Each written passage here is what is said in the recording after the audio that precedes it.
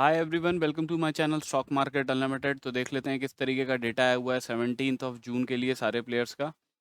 आज एक्सपायरी थी, साइडवेज रह गई बिल्कुल। कल कॉल राइटिंग करके गए थे एफआईआईज और प्रोज, और मार्केट को इन्होंने 24,000 वाले लेवल के ऊपर जाने नहीं दिया जहाँ पे इनकी राइटिंग थी।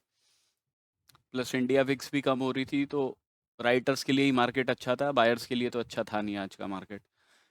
सबसे पहले देखिए, अगर हम रिटेलर्स का डेटा देखते हैं, अब आज एक्सपायरी है तो आज एक्सपायरी थी मतलब, तो इसलिए पोजीशंस हमें एक्सपायर होती हुई दिखाई दे रहे हैं जो आज की डेट के थे। ओवरऑल बेसिस पे देखेंगे तो हमें क्या दिख रहा है कि इनकी पोजीशंस जो हैं पिछले दिन से पुट राइटिंग की कम हुई हैं, बट अभी भी ओवरऑल पुट राइटिंग के अंदर हैं ये लोग। प्लस कॉल बाइंग इनकी पिछले दिन से थोड़ी ज़्यादा बढ़ी है, ठीक है। तो ओवरऑल बायस जो है वो इनका थोड़ा बुलिश है कि मार्केट ऊपर की साइड में जा सकता है। इसके बाद में डीआईएस का डेटा देखते हैं, तो इक्विटी में आज इन्होंने 1151 करोड़ की सेलिंग करी है। फ्यूचर्स में 1538 कॉन्ट्रैक्ट्स लॉन्ग साइड के क्लोज किए हैं, शॉर्ट साइड के 4600 कॉन्ट्रैक्ट्स ऐड किए हैं। एफआईआईज ने आज इक्विटी में 383 करोड़ की बाइंग करी है। प्लस डेटा देखेंगे तो वो तो हमें काफ़ी बियरिश दिखाई दे रहा है इनका डेटा। अब देखिए, ओवरऑल बेसिस पे तो ये अभी भी आप देखो डेटा नेट बेसिस पे तो पूरा बियरिश ही है। प्लस पिछले दिन से भी अगर आप कंपेयर करके देखोगे तो आपको ये दिख किस में रहे हैं, यहाँ पे आप देखोगे put buying plus call writing के अंदर ही दिखाई दे रहे हैं, ठीक है। तो इनका ओवरऑल बायस तो बियरिश ही है थोड़ा, कि मार्केट फर्दर नीचे की साइड में जा सकता है। बट बेटर ये रहेगा कि जैसे अभी 2 दिन हो गए ना कि मार्केट एक रेंज में है, कल भी एक इसी रेंज के आसपास मार्केट कुछ निकल जाए तो फिर उसके बाद में अगले दिन जो है वो बड़ा मोमेंटम मिल सकता है मार्केट में, मतलब जो सेंसेक्स की एक्सपायरी होगी उस दिन। इसके बाद प्रोप्राइटरी डेस्क का डेटा देख के चलते हैं, तो इनके डेटा में भी ज़्यादा कुछ चेंज नहीं है, स्लाइटली बुलिश हुआ है डेटा पिछले दिन से अगर आप कंपेयर करोगे। ऑल दो ओवरऑल बेसिस पे अगर आप यहाँ पे देखोगे तो नेट बाइंग ही है इनकी पीई की, प्लस कॉल राइटिंग है वो बहुत कम है, ठीक है। तो ओवरऑल बायस इनका भी थोड़ा बियरिश ही है मार्केट को लेके। तो रिटेलर्स बुलिश हैं, एफआईआईज और प्रोज जो हैं वो स्लाइटली बियरिश होके जा रहे हैं। निफ्टी की ऑप्शन चेन देखिए, देखने का फ़ायदा कल से ही है, आज तो सिर्फ ओवरऑल कुछ आइडिया ऐसे लगा नहीं सकते, कल से प्रॉपरली पोजीशंस इसके अंदर बननी शुरू होंगी। पीसीआर 1.03 पे चल रहा है तो न्यूट्रल है बिल्कुल। 24,000 वाले लेवल पे ही call writers plus put writers बैठे हुए हैं, ठीक है। बट अभी ऑप्शन चेन में देख के क्या लग रहा है, 23,800 23,600 पे कॉल राइटर्स ने अपनी पोजीशंस क्लोज करी है, ठीक है। इन्ना मनी के अंदर 24,200 और 24,300 पे पुट राइटिंग की पोजीशंस बनी हुई हैं, तो कल ये आपके लिए ठीक इंडिकेशन का काम कर सकती हैं। अगर यहाँ पे चेंज इन ओवाई ऐड हो रहा हो तो चांसेस हैं मार्केट ऊपर की साइड में जाएगा, अदरवाइज अगर यहाँ पे चेंज इन ओवाई नेगेटिव होना शुरू हो जाए तो समझ जाइएगा मार्केट हॉल्ट कर जाएगा, फर्दर ऊपर की साइड में जा नहीं पाएगा। 24,000 वाले लेवल पे ही maximum call writers put writers बैठे हैं, राउंड ऑफ नंबर भी है, 160 पॉइंट्स का प्रीमियम चल रहा है। तो आप ऊपर नीचे अगर लगा लो 320 पॉइंट की एक रेंज बन के आ रही है अभी करंटली, मतलब आप ये मान के चलिए ऑलमोस्ट 850 से लेके 150 के आसपास तक की रेंज है, 2400 के आसपास की। बट अगर मार्केट 24,000 के लेवल को ब्रेक करता है ना, तो अगर अपसाइड में निकलेगा तो ये जो फर्दर शॉर्ट कवरिंग होगी वो मार्केट को ऑलमोस्ट 24,180 वगैरह के आसपास लेके जा सकती है, बिकॉज यहीं पे हमें इसके बाद में 24,200 के आसपास ही मैक्सिमम कॉल राइटर्स दिखाई दे रहे हैं। सेंसेक्स डिस्कस कर लेते हैं, तो ऑलमोस्ट सिमिलर बनता है निफ्टी की तरीके से। मैंने आपको बताया था इस लेवल के ऊपर अगर क्लोजिंग आएगी तो बाइंग के लिए देखेंगे।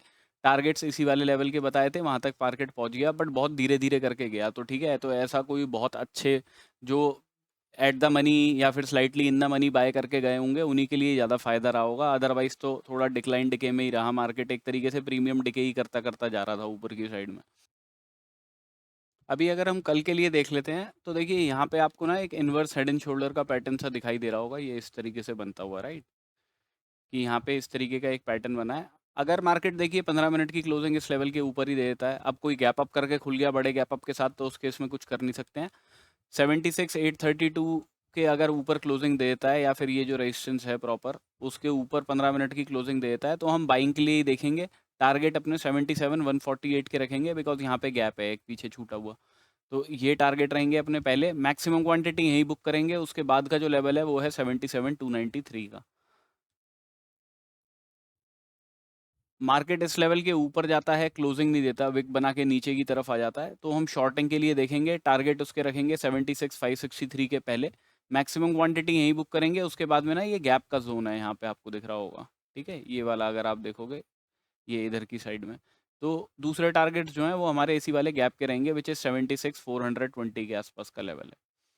ठीक है, तो नीचे की साइड में ये दो टारगेट रहेंगे। अगर मार्केट नीचे की साइड में ही खुलता है, सपोज कीजिए गैप डाउन खुलता है और सीधा ही रेड कैंडल बना के नीचे की तरफ आने लगता है, तो ऑब्वियसली आप शॉर्टिंग के लिए इमीडिएटली तो नहीं देख सकते, बिकॉज आपको इस लेवल पे आके वेट करना पड़ेगा कि यहाँ पे आके कुछ पॉजिटिव सिनेरियो मिले, तब बाइंग के लिए देखेंगे उस केस में, ठीक है। और टारगेट पहले रहेंगे जो ओपनिंग प्राइस रहेगा, और उसके बाद में फर्दर अगर मार्केट ऊपर की साइड में जाता है तो उस केस में नेक्स्ट टारगेट 76,832 का रहेगा।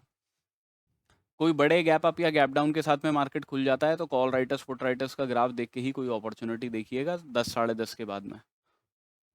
और काफ़ी लोग एक्सेल शीट्स वगैरह मांगते रहते हैं, प्लस प्लस मेरे जो रिकॉर्डेड सेशंस हैं उनसे रिलेटेड क्वेरी रहती है, तो देखिए टेलीग्राम पे आप जाके देख सकते हैं, लिंक डिस्क्रिप्शन के अंदर आपको मिल जाएगा। डिस्काउंट जो है वो कल तक ही है सिर्फ, अगर कोई इंटरेस्टेड हो तो जाके वहाँ पे चेक कर सकता है, वहाँ पे आपको टेलीग्राम के अंदर पिंड मैसेज मिल जाएगा, उसमें सारी इन्फो मिल जाएगी, अगर कोई इंटरेस्टेड हो तो वहाँ पे जाके चेक कर लीजिएगा।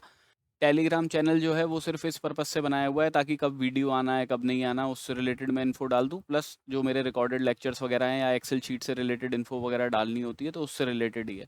कोई कॉल्स या टिप्स नहीं प्रोवाइड करता हूँ मैं। अगर आपने कोई गलत चैनल ज्वाइन किया हुआ है मेरे नाम से, क्योंकि काफ़ी फेक चैनल्स भी बने हुए हैं, तो आप उनसे अपने आप को रिमूव कर लीजिएगा, और डिस्क्रिप्शन के अंदर मैंने टेलीग्राम का लिंक दिया हुआ है, वहाँ से जाके ज्वाइन कीजिएगा जो ऑथेंटिक चैनल है।